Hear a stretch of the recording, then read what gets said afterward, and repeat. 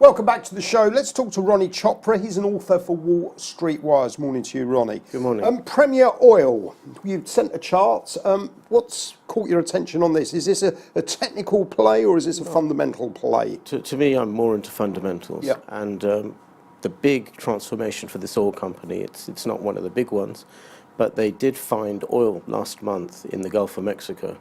And just not a small amount of oil, the fifth largest amount of oil found in the last 5 years in the Gulf of Mexico. And they've got a 25% share in this Zuma project, and they're talking about up to 2 billion barrels of oil there. Obviously, there's a likelihood that it won't come through, but there's also the likelihood that they've got so much oil there that will be extracted that it doesn't make sense that the shares are languishing around the 55 pence mark.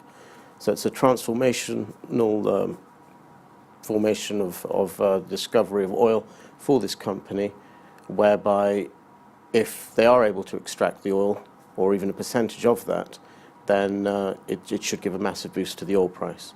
I mean to the share price.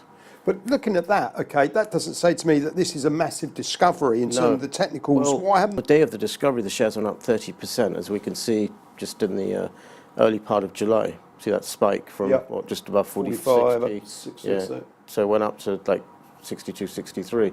But it's drifted back again. What also interests me is that they've got trading results out on Thursday. So we might get more news regarding this discovery of oil and how the company is performing. One concern is obviously they've got a huge amount of debt, and that's probably a hindrance on their share price. But having said that, I think that this huge discovery of oil, the fifth largest discovery over the last 5 years, is transformational for the company, and also I'm slightly bullish on the oil price as well at the moment. So with a rising oil price, because obviously oil is quite low at the moment, hovering around the $50 barrel,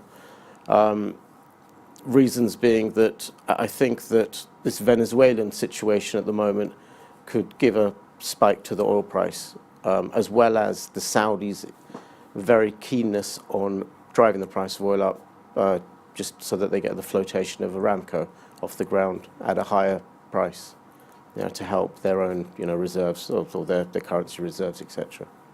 Okay, well, that's certainly one to consider for our portfolio. Ronnie Chopra, thank you very much indeed. Thank you.